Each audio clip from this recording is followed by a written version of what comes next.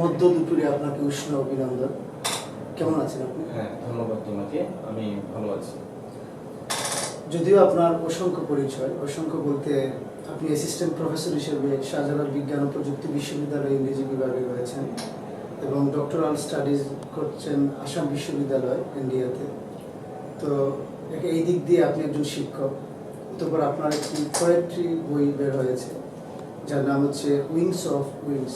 এখানে আপনি একজন কবি এবং আমি যতটুকু জানি আপনি বিভিন্ন ক্রিয়েটিভ কর্মশালা বা বিশেষ করে অনুবাদ করবেন কর্মশালায় দেশ এবং দেশের বাইরে ইটালি এবং ইউনাইটেড কিংডমে অংশগ্রহণ করেছেন। এক্ষেত্রে আপনি একজন অনুবাদকের ভূমিকা অবতীর্ণ হয়েছেন এবং বাস্তবে যেটা আমরা দেখেছি যে আপনি হুমায়ুন আহমেদের সিলেক্টেড শর্ট স্টোরি অন্য প্রকাশন থেকে বের হয়েছে আপনার 2016 সালে এবং সর্বশেষ যেটা বের হলো হুমায়ুন আজাদ স্যারের প্রবচন গুচ্ছের উপর, যেটা আগামী প্রকাশনী থেকে 2017 বইমেলা, এবং আরও যেটা আসছে আপনার রুদ্র মোহাম্মদ শহীদুল্লাহর সিলেক্টেড পয়েম এবং 71 চিঠি দ্য লেটার্স অফ 197। এখানে আপনি অনুবাদক। তো আপনার এই কয়েকটা পরিচয়ের মধ্যে আজকে আপনি আমার সামনে যে পরিচয় উপস্থাপিত হয়েছে সেটা হচ্ছে যে একজন অনুবাদক হিসেবে আমি আজকে যে বিষয়টা আলোকপাত করব সেটা বিশেষ করে যে অনুবাদ কর্মের প্রক্রিয়াটা কেমন, বা একজন তরুণ অনুবাদক হতে আগ্রহী, অনুবাদক কর্মটা সাব্যস্ত করতে চায়, কিভাবে করবে, আপনার বক্তব্য থেকে তরুণ অনুবাদকের আওয়াজে একটা নির্যাস পেতে পারে। আর বিশেষ করে যদিও আপনি হুমায়ুন আহমেদ এবং অন্যান্য অনুবাদক করেছেন, তবে অনুবাদের আজকের প্রেক্ষাপটটা থাকবে শুধু আমাদের এই অ্যাফোরিজম অফ হুমায়ুন আজাদ, সাথে কিছু সাহিত্যিক প্রসঙ্গ আসতেই পারে। প্রথম প্রশ্ন হচ্ছে অনেকটা কৈফিয়তমূলক, যে আমরা জানি যে হুমায়ুন আজাদ স্যারের প্রবন্ধ রয়েছে, রাজনৈতিক সমালোচনার গ্রন্থ রয়েছে, সাহিত্যিক সমালোচনার গ্রন্থ রয়েছে, কবিতা রয়েছে, ভাষাবিজ্ঞান রয়েছে। এত সব বিষয় থাকতে আপনি অনুবাদের বেলায় ওনার এই এফোরিজমটা বেছে নিলেন কেন? ধন্যবাদ তোমাকে। তুমি অনেকগুলো পরিচয়ের কথা এর মধ্যে বলেছো। তো আমি প্রথমত যেটা, আমি আসলে নিজে শিক্ষক, বিশ্ববিদ্যালয়ে শিক্ষকতা করি, আর সাহিত্য আমাকে প্রচণ্ডভাবে টানে এবং সাহিত্যের শিক্ষক হওয়ার সুবাদে আমি অত্যন্ত নিজেকে গর্বিত মনে করি। বিশেষ করে সাহিত্য পড়তে পারি, অনেক দেশের সাহিত্য পড়তে পারি, বাংলা সাহিত্য পড়ার পাশাপাশি অনুবাদের মাধ্যমে বিশ্বের বিভিন্ন সাহিত্য পড়ি। সবচেয়ে বড় কথা, আমি ছাত্রদের সাথে ইন্টারাকশন করতে পারি, এটা আমার অত্যন্ত আনন্দের একটা বিষয়। আর যেটা বলেছ কবিতা লেখা, তারপরে অনুবাদ করা, এটা হলো আমার মানে এরিয়াস অফ ইন্টারেস্টের মধ্যে অন্যতম, কবিতা লেখা এবং অনুবাদ করা। আমি যেহেতু একাডেমিক লাইনে আছি, শিক্ষকতা করি, রিসার্চ করা বা গবেষণা করা, এটা আমার মানে অন্যতম কাজ। কিন্তু এর বাইরে কবিতা লেখা, কবিতা পড়া এবং অনুবাদ করা, এই দুটো কাজকে আমি আমার মানে শখের বাইরেও আমার প্রধানতম এরিয়া অফ ইন্টারেস্ট হিসেবে আমি নিয়েছি। কবিতার বই, প্রথম যে কবিতার বইটা আমার বের হয় সেটা 2015 সালে অ্যাডন পাবলিকেশন থেকে, এবং এই কবিতাগুলো যদিও আমি অনেক আগে থেকে লিখে আসছি। আমার ইংরেজিতে কবিতা লেখা, এটা যদিও বাংলাদেশের প্রেক্ষাপটে অনেকেই প্রশ্ন তোলে কেন বাংলাতে লিখি না, কেন ইংরেজিতে লিখি, এই প্রশ্নের উত্তর আমাকে অনেকবার দিতে হয়েছে। কিন্তু আমি মনে করি ল্যাঙ্গুয়েজ এটা কোনো ব্যারিয়ার নয়, যে যে ভাষায় স্বাচ্ছন্দ্য বোধ করে সেই ভাষায় লিখতে পারে, লিখে। আমি ইংরেজিতে লেখা শুরু করেছি যেহেতু ইংরেজির ছাত্র ছিলাম, ইংরেজি সাহিত্যের একজন শিক্ষক, সেই হিসাবে ইংরেজি মাধ্যমটাকে আমি বেছে নিয়েছি। বাংলাতে যে লিখি না, লিখবো না, সেটা আমার কোনো হ্যাঁ তুমি করবে, ঠিক আছে, আমি জাস্ট একটু টাচ করলাম, যেহেতু আমি বারবার প্রশ্নের সম্মুখীন হয়েছি। যাই হোক, সেই অর্থে আমি কবিতা লিখতে শুরু করেছি। আমার কবিতা যখন বিশ্বের বিভিন্ন জার্নালেও প্রকাশিত হলো, তারপর ইন্সপায়ার্ড হয়ে কবিতা লেখা শুরু। সেই অর্থে একটা কালেকশন আমার বের হয়েছে, পরবর্তীতে আরও আসবে। আমি প্রজেক্ট আমার আছে অলরেডি। আর অনুবাদের যে ক্ষেত্রটা, সেটা আমি মনে করি বাংলা সাহিত্য অত্যন্ত রিচ, বিশ্বের অন্যান্য সাহিত্যের তুলনায় বাংলা সাহিত্য কোনোভাবেই পিছিয়ে নেই। সেই অর্থে বাংলা সাহিত্য কিন্তু সারা বিশ্বে ওইভাবে ছড়িয়ে যায়নি, কারণ বাংলাদেশের এই মানে কম্পিটেন্ট ট্রান্সলেটর থাকার অভাবে এই বাংলা সাহিত্য বিশ্বের দরবারে পৌঁছাতে পারেন, তবে এই ট্রেন্ডটা শুরু হয়েছে রিসেন্টলি। আর আমি অনেক লেখক এবং কবির কবিতা, ছোট গল্প আমি অনুবাদ করেছি। তার মধ্যে হুমায়ুন আজাদের যে প্রশ্ন তুমি করেছ, প্রবচন গুচ্ছ আমি কেন বেছে নিলাম, প্রবচন গুচ্ছ আমি মনে করি বাংলাদেশের ইউনিক একটা বই। এ যাবৎ আমার মনে হয় না অন্য কেউ এইভাবে বুক লেন্থ আকারে কোনো প্রবচন গুচ্ছের বই বের করেছে। আর বইটা এমন একটি অসাধারণ বই যেটা আমি মনে করেছি যে বাইরের রিডারদের কাছেও পৌঁছানো উচিত। আর বাংলাদেশেও এখন এই বাংলা লিটারেচার ইংলিশ ট্রান্সলেশন, বিশেষ করে মেজর ওয়ার্ডগুলো, সেগুলো এখন যথেষ্ট হচ্ছে, চেষ্টা করছে অনেকেই। আর আমি যেহেতু অনুবাদ করতে স্বাচ্ছন্দ্য বোধ করি, অনুবাদ আমার একটা প্রিয় এরিয়া, সেই জায়গা থেকে আমি হুমায়ুন আহমেদের প্রথম প্রবচন গুচ্ছটা আমি বেছে নিয়েছি। প্রথম বলতে আমি যখন হুমায়ুন আজাদের প্রবচন গুচ্ছ পড়া শুরু করি, আমার এত ভালো লাগলো যে আমার মনে হলো যে আমি আমার একটা এটা আমার স্বভাবে পরিণত হয়েছে। আমি কোনো কিছু বাংলা সাহিত্যে কোনো কিছু পড়লে যদি আমার ভালো লাগে আমি সেটা অনুবাদ করার চেষ্টা করি, এবং সেই অর্থে হুমায়ুন আজাদের প্রবচন গুচ্ছ বইতে পেরেছি। ধন্যবাদ। আপনার ভূমিকা একটা জিনিস উল্লেখ করেছেন যে অনুবাদ কর্মটা একটা সৃষ্টিশীল ব্যাপার। আমার কথা হচ্ছে আপনি কোন মানদণ্ডে এটাকে সৃষ্টিশীল বলেন, বা আরেকটু যদি ক্লোজ করে আমি বলি যে অনুবাদের ক্ষেত্রে একজন অনুবাদক কি কি ব্যাপারটা তাকে ওই গুণাবলীটা আপনার কাছে মনে হয় যে একটা সৃষ্টিশীল ব্যাপারের মধ্যে পড়ে? আচ্ছা, এটা অনুবাদ, যেটা অনুবাদের আগে বা যদি আমি হিস্ট্রির কথা বলি, অনুবাদটা সবসময় মাইনর হিসেবে পরিগণিত হতো। ইভেন তুমি যদি কিছুদিন 20 years back, even 15 years back যদি চিন্তা করো, অনুবাদকে ওইভাবে মানে মূল্যায়ন করা হতো না। ইভেন অনুবাদ যে এত কঠিন একটা কাজ এবং এত সত্যিকার অর্থে এত সৃষ্টিশীল একটা কাজ, কিন্তু সেটা ওইভাবে মূল্যায়িত হতো না। যেমন একজন লেখক তার লেখা বইটা যদি, ইভেন গার্সিয়া মার্কেজের কথা যদি আমরা বলি, তার বই যদি গ্রেগরি রাবাসা যদি ট্রান্সলেট না করতো, মার্কেজ কিন্তু এই জায়গায় আসতে পারতো না। সেই অর্থে গ্রেগরি রাবাসার যে ভূমিকা, সেটা যে কত অসাধারণ, সেটা কিন্তু আগে ওভাবে মূল্যায়িত হতো না। কিন্তু রিসেন্টলি অনুবাদকে সারা বিশ্বের বুকে এখন একটা গুরুত্বপূর্ণ এরিয়া হিসেবে ধরা হয়, এবং অনুবাদ নিয়ে অনেক গবেষণা, অনেক বই মানে ইতিমধ্যে সারা পৃথিবীতে লেখা হয়েছে। তো এখন যে বর্তমান অনুবাদ নিয়ে যে কথাটা উঠে আসছে, এবং অনুবাদককে অনেক গুরুত্বের সাথেই দেখা হয়, এবং অনুবাদ কর্মটি কোনোভাবেই সৃষ্টিশীল অন্যান্য কর্ম থেকে আলাদা করে দেখার উপায় নেই। কারণ একজন অনুবাদক যে শ্রম, যে মেধা, যে সময় ব্যয় করে অনুবাদের পিছনে, সেখানে অনুবাদক নিজেও কিছু সৃষ্টি করে সূক্ষ্ম সূক্ষ্ম ব্যাপারগুলো, যে কোনো জায়গায় দেখা যায় যে খুবই চ্যালেঞ্জিং এরিয়া আছে অনুবাদে, সেই জায়গাগুলো একটা ধরা যাচ্ছে না। হ্যাঁ, ধরে যাচ্ছে না। অনেক কালচারালি নুয়ান্সড অনেক ওয়ার্ড থাকে, ফ্রেজ থাকে, যেগুলা বাবানুবাদটা হচ্ছে না। এক্স্যাক্টলি, সেটা ইকুইভ্যালেন্ট পাওয়া কোনোভাবেই সম্ভব না। কিন্তু সেটা ইন্টারপ্রিট করে অথবা যে কোনোভাবেই হোক, অনুবাদক সেটাকে চ্যালেঞ্জ নিয়ে সেই চ্যালেঞ্জকে ওভারকাম করে এটাকে কোনো অসাধারণ একটা মানে টার্গেট ল্যাঙ্গুয়েজ, অসাধারণ উপায়ে সেটাকে সমাধান করা যায়, এবং টার্গেট ল্যাঙ্গুয়েজে চমৎকার করে সেটাকে তিনি নিয়ে আসেন। এবং এই অর্থে অনুবাদ অবশ্যই একটা সৃষ্টিশীল কাজ। অনুবাদের ক্ষেত্রে আমরা যেমন ধরেন যে একজন লোক ইংরেজি থেকে বাংলায় অনুবাদ করবে, তো নিঃসন্দেহে তার ভাষাগত দক্ষতাটা লাগবেই। কারণ আমার কথা হচ্ছে যে ভাষাগত দক্ষতার পাশাপাশি কাব্যিক প্রতিভা কতটুকু প্রয়োজন আর একটু উল্লেখ করে নেই। কাব্যিক প্রতিভা বলতে আমি বুঝাচ্ছি যে যখন একজন পাঠক হয়ে, একজন অনুবাদক যখন অনুবাদ করেন, তাকে প্রথম কিন্তু পাঠক হতে হবে।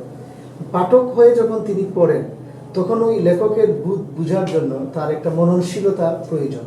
আমি এই মননশীলতাটাকেই কাব্যিক প্রতিভা বুঝিয়েছি আর কি।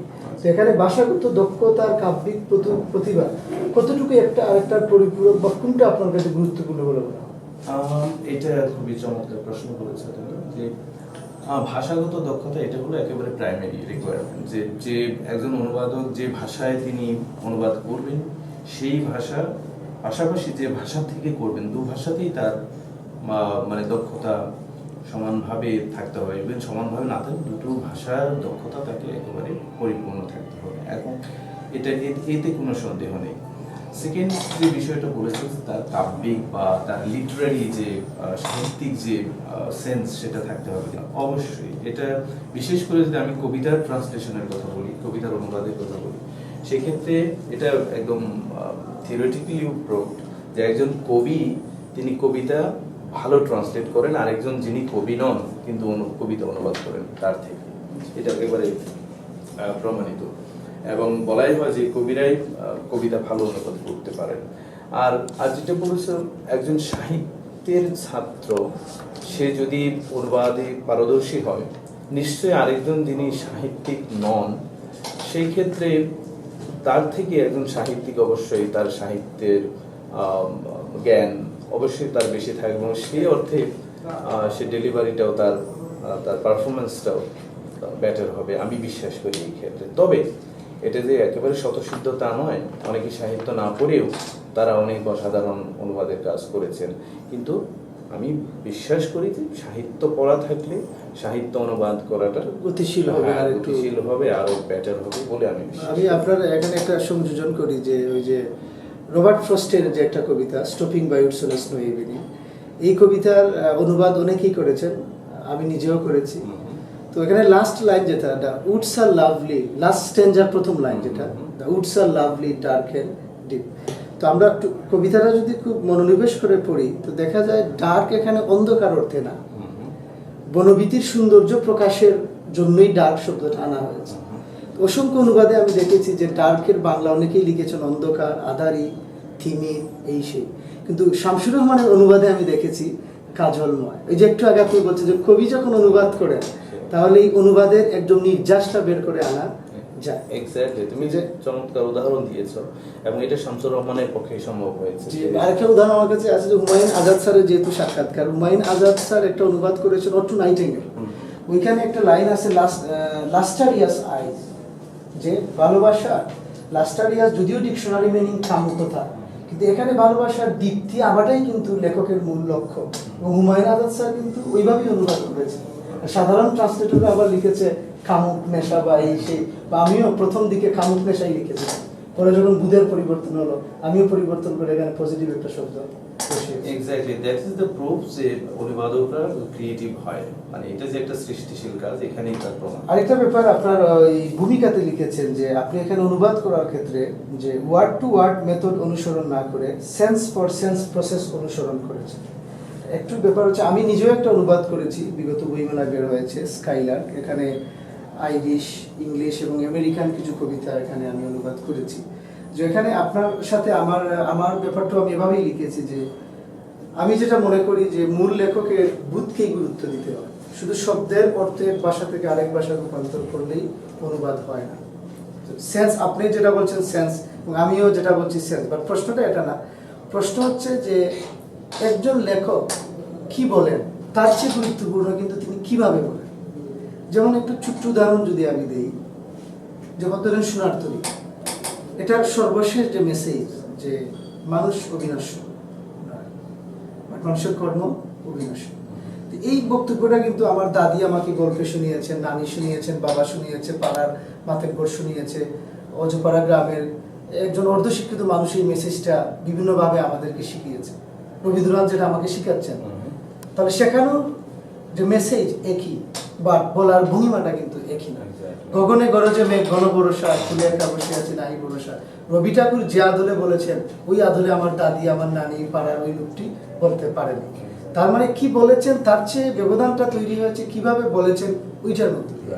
এখন আমি বলতে চাচ্ছি যে সেন্স টু সেন্স যখন আমরা অনুসরণ করি তখন উনি কি বলেছেন এটা ধরে রাখা যতটুকু গুরুত্বপূর্ণ, উনি কিভাবে বলেছেন ওইটাও কি অনুবাদকের মাথায় রাখা দরকার কিনা, বা যদি প্রয়োজন হয় কতটুকু, একটু যদি। একদম ঠিক বলেছেন যে আসলে একজন লেখক বা একজন কবি কিভাবে তার কথাগুলো বলেন, তার উপস্থাপনার ধরনটা। যেমন একই বিষয় অনেক যেমন প্রেম বিষয়টা তো স্বতঃসিদ্ধ, এবং সেই আমরা মানব সৃষ্টির পর থেকে যে সেন্সটা মানুষের আছে একজন আরেকজনের প্রতি প্রেম, যে ভালোবাসা, এইটা নিয়ে কিন্তু এখনো লেখা হচ্ছে, আগেও লিখেছে, কিন্তু এই থিমটাকে বিভিন্নভাবে উপস্থাপন করেছে, ভাষার মাধ্যমে কিভাবে উপস্থাপন করেছে, দ্যাট ইজ ভেরি ইম্পর্টেন্ট। এটা ঠিকই আছে, কিন্তু অনুবাদের ক্ষেত্রে তুমি যেটা বললে যে কি বলেছেন তার থেকে বরং কিভাবে বলেছেন সেটা বেশি গুরুত্বপূর্ণ। এটা একটু এইভাবে না বলে আমি বলি যে কি বলেছেন সেটাও যেমন গুরুত্বপূর্ণ, এবং কিভাবে বলছেন সেটাও সমানভাবে গুরুত্বপূর্ণ। এখন এই যে ওয়ার্ড ফর ওয়ার্ড এবং সেন্স ফর সেন্স, এই দুটো ট্রান্সলেশন স্টাডিজে আমরা পড়াই এবং নিজেও পড়েছি, যেটা থিওরির মাধ্যমে আলোচনা হয়, যে ওয়ার্ড ফর ওয়ার্ড এটা খুব ট্র্যাডিশনাল একটা অ্যাপ্রোচ, যেটা লিটারারি ট্রান্সলেশনের ক্ষেত্রে এটা খুব একটা কার্যকর নয়। কারণ তুমি যদি একটা ভাষা তার কালচারের সাথে রিলেটেড, তার এনভায়রনমেন্টের সাথে রিলেটেড, এবং সেটা ইকুইভ্যালেন্ট কখনোই যদি তুমি যদি করতে চাও, তাহলে এটা অনেক সময় খুব হাস্যকর, অকওয়ার্ড ট্রান্সলেশন হয়ে যায়, এবং লিটারারি ট্রান্সলেশনের ক্ষেত্রে সেটা খুব একটা গুরুত্বপূর্ণ। তবে হ্যাঁ, অনেক ক্ষেত্রেই তুমি পারবে যে একটা লাইনকে বা একটা শব্দকে তার ইকুইভ্যালেন্ট খুঁজে ওয়ার্ড ফর ওয়ার্ড ট্রান্সলেট করতে, সেটা করে অনেকেই করে, কিন্তু লিটারারি ট্রান্সলেশনের ক্ষেত্রে গুরুত্বপূর্ণ হলো কি ইন্টেনশনটা কি রাইটারের, হোয়াট ইজ দ্য ইন্টেনশন। অনেকগুলো সেন্টেন্স আছে, অনেকগুলো লাইন আছে, যেখানে তুমি যদি ওয়ার্ড টু ওয়ার্ড ট্রান্সলেট করতে যাও, এটা কোনোদিনই তার মিনিংটা আসবে না, কমপ্লিটলি অপোজিট মিনিং হতে পারে।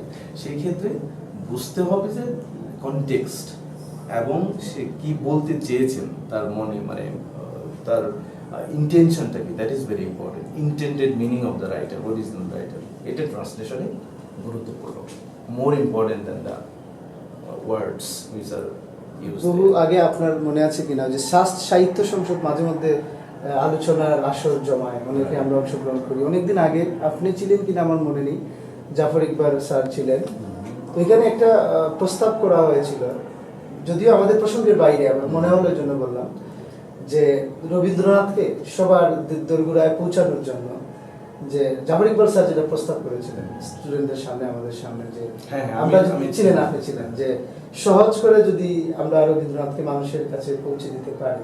তো এখানে অনেকেই অভিমত দিয়েছিলেন। তো আমি এটাই বলেছিলাম যে স্যার দেখেন যে লেখক কি বলেছেন এটা যতটা না গুরুত্বপূর্ণ, তার চেয়ে গুরুত্বপূর্ণ হচ্ছে উনি আসলে কিভাবে বলেছেন। শেক্সপিয়রের যখন মার্কেটে অনেক বই পাওয়া যায়, সারাংশ ওইটা পড়ে কিন্তু উইলিয়াম শেক্সপিয়র বোঝা যাবে না, তাকে বুঝতে হলে কিন্তু তার টেক্সটই আমাদের যেত। ইভেন আমি যদি রবীন্দ্রনাথের গীতাঞ্জলিও নিয়েই আপনাকে বলি, যে উনি যে বাংলা যে ভার্সনটা লিখেছেন গীতাঞ্জলি, বা ইংলিশ যেটার জন্য নোবেল পুরস্কার পেয়েছেন সং অফ আর্ট, এখানে যদিও তিনি নিজে অনুবাদ করেছেন, বাংলায় রবীন্দ্রনাথের যে রবীন্দ্রনাথ গিরি যেটা আমরা বুঝি, ইংরেজিতে সামহাও হলেও কিন্তু ওইভাবে হয়ে ওঠেনি, মানে একটা ফ্ল্যাট ট্রান্সলেশন হয়ে গেছে, যার ফলাফল আমরা দেখেছি যে WB ইয়েটস শুরুতে অনেক প্রশংসা করেছেন, বাট শেষমেশ উনিই বলেছেন যে এখানে যতখানি না সারমন টাইপের কথাবার্তা, বাট ততখানি কবিতা নাই। কিন্তু ঠিকই যদি ওই কবিতার বাংলাটুকু পড়তে কিছুটা হলেও কবিতা কিন্তু এখানে পাওয়া যেত। আমি আবার একই কথা উত্তর দিয়েছেন আপনি অলরেডি। তার মানে আপনার বক্তব্যটা দাঁড়ালো যে কিভাবে বলেছেন ওইটা গুরুত্বপূর্ণ, সাথে আবার কি বলেছেন এটাও সমানভাবে। আচ্ছা যাই হোক স্যার, আমরা এই বিষয়ে আমি একটু বলি, সেটা হলো রবীন্দ্রনাথের নোবেল প্রাইজ পাওয়া, রবীন্দ্রনাথের গীতাঞ্জলি বা সং অফ আর্ট, এটা নিয়ে অনেক প্রশ্ন আছে, অনেক আলোচনা হয়েছে, অনেক সমালোচনা হয়েছে। ওইটা একটা পলিটিক্স, যে তার শুরুতে তাকে নিয়ে যে উৎসাহ, এক্সাইটমেন্ট ওয়েস্টে, বিশেষ করে রবার্ট ফ্রস্ট, তারপরে তোমার ইজরা ব্রাউন, সেটা আস্তে আস্তে কমে যাওয়া বা একেবারে অপোজিট একটা জায়গায় অবস্থান নেওয়া, সেটা একটা আলোচনা আছে, সমালোচনা আছে, আমি সেদিকে যাচ্ছি না। তবে রবীন্দ্রনাথ নিজেও তার নিজের ট্রান্সলেশন নিয়ে অতটুকু হ্যাপি ছিলেন না। এই জন্য তিনি নিজেও যদি অনেক ট্রান্সলেশন তার আছে, নিজের ট্রান্সলেশন, কিন্তু নিজের ব্যাপারে একটা ওইরকম কনফিডেন্স তার ছিল না, এবং তার ট্রান্সলেশন, বিশেষ করে সং অফ আর্টসের ট্রান্সলেশনে অনেক সমালোচনা আছে, যেটা খুব অমিত চৌধুরী, যিনি এখন বর্তমানে কন্টেম্পোরারি লেখকদের মধ্যে একজন অন্যতম, যিনি ইউনিভার্সিটি অফ ইস্ট অ্যাংলিয়াতে পড়ান, ইন্ডিয়ান বেস।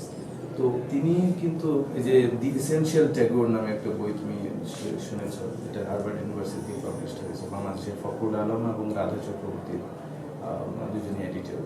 তো সেখানে তিনি একটা ফরওয়ার্ড লিখেছেন, ওখানে বলেছেন একেবারে খুব ঢালাওভাবে মন্তব্য করেছেন যে এটা দুর্বল একটা ট্রান্সলেশন। শুধু তিনিই বলেননি, ইভেন উইলিয়াম রাদিসের মতো অনুবাদক তারাও এটা খুব সমালোচনা করেছেন। হ্যাঁ, ঠিকই আছে, তো এটা অনেক দুর্বলতা আছে, অনেক রবীন্দ্রনাথ নিজেও অতটুকু কনফিডেন্ট ছিলেন না, কিন্তু তারপরেও সেটা একটা মানে কি বলবো, সেটা অসাধারণ একটা কাজ ছিল। কিন্তু মডার্ন ইংলিশে এই সং অফ রিংস কিন্তু আবার ট্রান্সলেটেড হচ্ছে এবং এখনো হচ্ছে। ওই ওই বইয়েরই যে কবিতাগুলো সং অফ রিংস নামে পাবলিশড হয়েছে সেগুলো এখনো হচ্ছে ট্রান্সলেশন, এবং বই আকারেও অচিরেই পাবলিশড হবে। আমি আসলে সাহস পাচ্ছিলাম না, আপনি বলে ফেলছেন যে আমি পাঠক হয়ে যখন রবীন্দ্রনাথের ইংরেজিটা ওই ট্রান্সলেশনটা পড়ি, ওই ক্লাসটা আপনি আমাদেরকে ভালো করে পড়িয়েছেন। তো রবীন্দ্রনাথ নিঃসন্দেহে উচ্চমানের কবি, সন্দেহ নেই, কিন্তু অনুবাদে যে রবীন্দ্রনাথকে আমরা আসলে কতটা পাই। আচ্ছা, যাই হোক স্যার, পরবর্তী প্রশ্ন হচ্ছে আপনার এই প্রবচনে আমি দেখলাম যে মেইন স্ক্রিপ্ট যেটা হুমায়ুন আজাদ স্যারের, এটা হচ্ছে আপনার আছে মেইন। এখানে অনেকগুলা ক্ষেত্রে আমি দেখেছি আপনি প্রোনাউন হিসেবে আপনি স্ত্রীলিঙ্গ বেছে নিয়েছেন। যেমন ধরুন এখানে উনি বলেছেন, মনে করেন যে সে, এবং সের ইন্ডিকেশনটা এখানে পুরুষই, আপনি এখানে লিখেছেন শি, হারসেল। এখানে মানে এর পেছনে কোনো কারণ বা একটু অন্যভাবে আমি বলি, সেটা হলো এই প্রোনাউন ব্যবহারটা এখন এটা নিয়ে অনেক লেখালেখিও আছে, আলোচনা আছে, এবং এটা ইন্ডিভিজুয়াল প্রেজেন্টেশনও আছে। তবে হ্যাঁ, এটা তোমার নিউট্রালি দেখো, কিছু নিউট্রাল ওয়ার্ড আছে, যেমন ইন্টেলেকচুয়াল। ইন্টেলেকচুয়াল শব্দের তুমি যখন একটা প্রোনাউন ব্যবহার করবে, তুমি কি হি ব্যবহার করবে, নাকি শি ব্যবহার করবে, নাকি হি অর শি ব্যবহার করবে, এটা আসলে একটা স্টাইলের ব্যাপার, ইন্ডিভিজুয়াল স্টাইল। এখন তুমি যদি হি ব্যবহার করো কোনো সমস্যা নেই, তবে এখানে একটা সমস্যা আছে, সেটা হলো ফেমিনিস্টরা, বিশেষ করে যারা নারীবাদী, বা এই নারীবাদী শব্দটা এভাবে বলা ঠিক না, আসলে অনেকেই মনে করবেন যে এখানে সে পুরুষদেরকে প্রাধান্য দেওয়া হচ্ছে, এই ধরনের একটা মন মানসিকতা চলে আসতে পারে। সেই ক্ষেত্রে শি ব্যবহার করার সেফটিটা আমি মনে করি there is more safety in using she. তার থেকে বড় কথা এখানে আসলে ওই অ্যাওয়ারনেসটা আসাই উচিত না যে এখানে হি কেন ব্যবহার করা হলো বা শি কেন ব্যবহার করা হলো।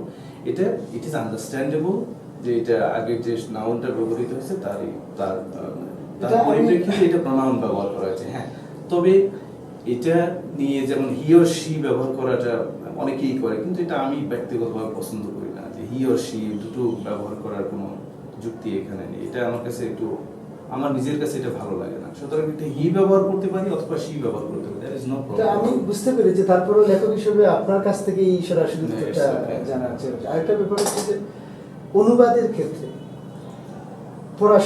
পড়াশোনা বলতে আমি এটা প্রাতিষ্ঠানিক হতে পারে, অপ্রাতিষ্ঠানিক হতে পারে। আর বিশেষ করে আজ যেহেতু প্রসঙ্গটা আমাদের হুমায়ুন আজাদ স্যারের বই, উনি একটি খুনের স্বপ্ন বইয়ে লিখেছেন যে লেখাপড়া ছাড়া প্রতিভা, রিক্সা শিল্পী বা পল্লী কবি এ জাতীয় কথা বলতে হয়। তো এখন আমার লেন্সটা হচ্ছে ওই রকম যে অনুবাদে যারা আসবেন তাদের পড়াশোনাটা কতখানি প্রয়োজন, প্রাতিষ্ঠানিক কিংবা অপ্রাতিষ্ঠানিক। একেবারেই গুরুত্বপূর্ণ একটা বিষয়, সেটা হলো যে পড়াশোনা ছাড়া শুধু অনুবাদ কেন, লেখালেখি এবং অনুবাদ কোনো কিছুতেই হাত দেওয়া উচিত নয়। লেখাপড়াটা হলো আগে, মানে প্রচুর পড়াশোনার করেই তারপরে মানে লেখালেখিতে আসা উচিত, বা লেখালেখি চলা অবস্থায়ও প্রচুর পড়াশোনা করা উচিত। একই কথা অনুবাদের ক্ষেত্রেও প্রযোজ্য। একজন অনুবাদক যদি তিনি কোনো বই না পড়েন বা অনুবাদের বইগুলো না পড়েন, তাহলে তার মধ্যে তো ওই মানে স্কিলটা ডেভেলপ করবে না। আমি এই ক্ষেত্রে একটা উদাহরণ দিতে চাই, সেটা হচ্ছে অরুণাবা সিনহা, যিনি খুবই নামকরা একজন ট্রান্সলেটর, বাংলা থেকে ইংরেজিতে ট্রান্সলেট করেন। তার অলরেডি 50টা বই পাবলিশ হয়। তার আন্ডারে আমরা ওয়ার্কশপ করেছি ঢাকাতে। তো তিনি রিসেন্টলি একটা ইন্টারভিউতে বলেছেন, ঢাকা ট্রিবিউনে পাবলিশড হয়েছে, সেখানে বলেছেন যে মানে তাকে প্রশ্ন করা হয়েছিল যে ইমার্জিং ট্রান্সলেটর যারা, তাদের জন্য আপনার কি পরামর্শ। তিনি শুধু বলেছেন পরামর্শ নয়, কিন্তু আমি আমার অভিজ্ঞতা থেকে বলতে পারি যে একজন ট্রান্সলেটরকে প্রচুর বাংলা বই পড়তে হবে, প্রচুর অনুবাদ মানে যেটা বাংলা থেকে ইংরেজিতে পাবলিশড হয়েছে সেই বইগুলো পড়তে হবে, এবং প্রচুর পড়তে হবে। এটাই হলো মানে one of the best pieces of advice by Aruna বসেন। এবং একটা হুমায়ুন আজাদ নিজেও যা বলেছেন এটা একেবারেই সঠিক কথা, যে পড়াশোনা হলো প্রথম কাজ, তারপরে লেখালেখি, তারপরে হলো অনুবাদ। আপনার অনুবাদ করতে গিয়ে মানে আপনার কাছে হুমায়ুন আজাদ স্যারের শিল্পমান কতটুকু মনে হয়েছে, যে তার প্রবচন হচ্ছে শিল্পমান কি আছে? এখন ওভারঅল সাহিত্য এবং প্রবচন এই দুটোকে একটু যদি আমি অন্যভাবে দেখি, ওভারঅল সাহিত্যের যে শিল্পমান সেটাকে একভাবে দেখা যেতে পারে কবিতার বা উপন্যাসের বা ছোট গল্পের, কিন্তু পার্টিকুলারলি যদি আমি প্রবচন গুচ্ছের কথা বলি, প্রবচন গুচ্ছ কিন্তু সাহিত্যে, বিশেষ করে বাংলা সাহিত্য ওইভাবে মানে এক্সক্লুসিভলি প্রবচন গুচ্ছের বই বের করবে এই ধরনের ইন্টেনশন নিয়ে কেউ মানে ওইভাবে এগিয়ে আসেনি। এটা কিন্তু ওয়েস্টে এটা হয়েছে, অনেকেই একদম সরাসরি প্রবচন লিখেছে এবং বই বের করেছে। এবং হুমায়ুন আজাদের ক্ষেত্রে যেটা আমি দেখেছি, শিল্পমান বা আমরা তো অনেক প্রভার্বিয়াল সেন্টেন্স পড়ি বা প্রভাব পড়ি বা অনেক অ্যাফোরিজম পড়ি, যেটা সাহিত্য সরাসরি হয়তো বই আকারে প্রকাশিত হয়নি, কিন্তু আমরা সেগুলো কোনো সাহিত্যের ভিতর দিয়ে পাই। সেই ক্ষেত্রে হুমায়ুন আজাদের প্রবচনগুলোর শিল্পমান কোনো অংশই কম নয়, আমি ব্যক্তিগতভাবে বিশ্বাস করি। আমি ব্যক্তিগতভাবে হুমায়ুন আজাদ স্যারের প্রচুর বই পড়েছি এবং আমার এই বই পড়া শুরু হয়েছে কলেজ জীবন থেকে। উনার প্রজ্ঞা সজ্ঞা এবং পাঠক হিসেবে উনি খুব উঁচু মানের ছিলেন, সন্দেহ নেই। তারপরেও যেহেতু আপনার যখন আমরা কাউকে বিশ্লেষণ করতে চাই, তার উইক পয়েন্ট এবং স্ট্রং পয়েন্ট আনাটা এটা সাহিত্যে নেগেটিভ কিছু না। এখন আমি যেটা বলতে চাচ্ছি যে উনি সবসময় দেখা গেছে সমালোচনা গ্রন্থে উনি বলেছেন অমুক ঋণ করেছেন অমুকের কাছ থেকে, অমুকের কাছ থেকে, ইভেন রবীন্দ্রনাথকেও কিন্তু উনি ছাড়েননি। উনি বলেছেন যে রবীন্দ্রনাথ দুহাত করে পশ্চিম থেকে উনি ধার নিয়েছেন। এমন উনি তাও বলেছেন যে যদি রোমান্টিসিজম যদি তুলে নেওয়া হয় রবীন্দ্রনাথের কাছ থেকে, তাহলে রবীন্দ্রনাথের মধ্যে আর কিছুই থাকলো না। উনি যে এত আলোচনা সমালোচনা করেছেন মানলাম, কথা হচ্ছে উনিও কি উনার লেখায় পুরোটাই মৌলিক ছিলেন? বা আমি যদি আমার এই প্রবচন গুচ্ছের কথাই বলি, যে 169 নাম্বার যে প্রবচন, যে সৌন্দর্য নিয়ে যেটা উনি বলেছেন, যেটা সৌন্দর্য নিয়ে উনি বলেছেন যে ঠিক মনে নেই, দেখি একটু, সেটা হচ্ছে যে সৌন্দর্য যেভাবেই থাক সেভাবেই সুন্দর। এখন এটা আমরা জানি যে ফ্রান্সের জাতীয় কবি বদলেয়ার, হিউম টু বিউটি সম্ভবত, এবং আপনি এটা আমাদেরকে পড়িয়েছেন যে উনি বলেছেন যে সৌন্দর্য যেভাবেই থাক সেভাবেই সুন্দর, যেখান থেকে আসুক সেখান থেকে। তাহলে উনিও কি চেতনা দান নেন নাই, বা উনিও কতখানি তার জায়গায় নেই, বা আপনার কাছে কেমন? এই ক্ষেত্রে আমি মনে করি যে যেমন হুমায়ুন আজাদের নিজেরও এটা তিনি বিশ্বাস করতেন, যারা পশ্চিম থেকে নেয় তারা মানে better writer than the ones who do not take from the west. এক্ষেত্রে উনি যেহেতু ওনার একটা পার্সোনাল বিশ্বাস, ব্যক্তিগত বিশ্বাস, যে ওয়েস্ট ওনার একটা প্রীতি ছিল, ওয়েস্ট প্রীতি, যে ওয়েস্টার্ন লিটারেচার, ওয়েস্টার্ন পোয়েট্রি, সেইটার প্রতি যেহেতু একটা আলাদা করে আকর্ষণ ছিল, তিনি সেই অর্থে বলেছেন যে ওইটাকে ব্লাইন্ড ইমিটেশন উনি বলেননি, ওটাকে জাস্ট বলেছেন ইন্সপিরেশন। সো ইন্সপিরেশন এটা সাহিত্যে এটা অলওয়েজ ওয়েলকামিং, এবং সেই ইন্সপিরেশনটা যাতে ব্লাইন্ড না হয় এবং সরাসরি প্লেজারিজম তো একটা শব্দ আছে, সেটা যাতে কখনোই না হয়। তারপরে একেবারে সরাসরি ট্রান্সলেশন পড়েই আমি যদি বলি যে না এটা আমার মৌলিক কাজ, সেটাও যাতে না হয়, কিন্তু inspiration that is very important. যেমন মডার্নিজম, ওয়েস্টার্ন মডার্নিজমের মাধ্যমেই তো সারা পৃথিবীতে মডার্নিজম ছড়িয়েছে। তারপরে আমরা রোমান্টিসিজমের কথাই বলি, সারা পৃথিবীতে জন কিটস বা আমরা যে 5 পিলার্স বলি রোমান্টিক্স, তারা সারা পৃথিবীতে পঠিত এবং তারা আদর্শ। এবং সেই ক্ষেত্রে এটা অস্বীকার করার উপায় নেই যে ওয়েস্ট থেকেই মানে শিক্ষা গ্রহণ করে, ওয়েস্ট থেকে ইন্সপায়ার, সচেতনভাবে হোক বা অসচেতনভাবেই হোক বা অবচেতনভাবেই হোক, ওয়েস্ট থেকে আমরা গ্রহণ করছি এবং করেছি, এতে কোনো সন্দেহ। জন কিটস বললেন beauty is truth, truth beauty that is all. Same Rabindranath বলেছেন সুন্দরকে আমি কলম করতে বলে, ওই জাতীয় একটা কথা আছে। সেটা কিভাবে বলেছি সেটা, কিন্তু মূল কথাটা ওইটাই, truth is beauty, beauty truth.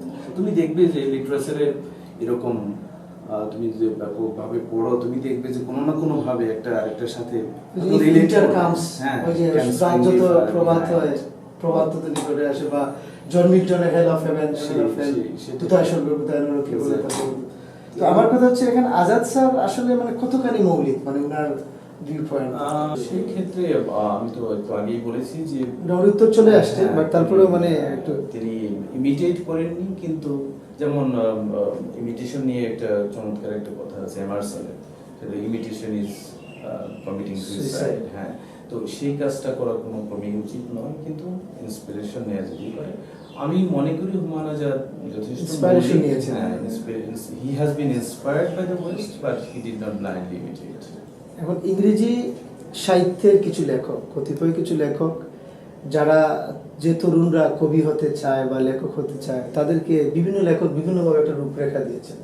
বা ইংরেজি সাহিত্যে W.H. ওডেনও তিনি একটা রূপরেখায় বলেছেন যে একজন যদি কোনো তরুণ লেখক হতে চায়, তার হাজার হাজার পংক্তি মুখস্থ থাকা লাগবে, কবিতার পংক্তি, তুলনামূলক অলংকার বা ছন্দের উপর তার গবেষণা বা পড়াশোনা থাকা লাগবে, তারপর ইতিহাস বা প্রার্থনাবিদ্যা বা আরও কিছু বিষয়ের উপর তার দখল থাকা লাগবে। বা ইভেন হুমায়ুন আজাদও তার বিভিন্ন লেখার মধ্যে বিভিন্ন আঙ্গিকে ঘুরিয়ে ফিরিয়ে লেখক হওয়ার একটা রূপরেখা দেওয়ার চেষ্টা করেছেন। এখন আপনার কাছে আমার একটা প্রশ্ন বা দাবি হচ্ছে যে এখন কোনো তরুণ অনুবাদক হতে চায়, আপনার রূপরেখাটা মানে তার জন্য কি হবে? আমি তো আসলে মানে জাস্ট আমিও খুব নতুন এই এরিয়াতে, আমি চেষ্টা চালিয়ে যাচ্ছি, এবং আমি সেই ক্ষেত্রে আমার নিজের অভিজ্ঞতা থেকে বলতে পারি, সেটা হলো যে লেখক হওয়ার জন্য বা কবি হওয়ার জন্য বা অনুবাদক হওয়ার জন্য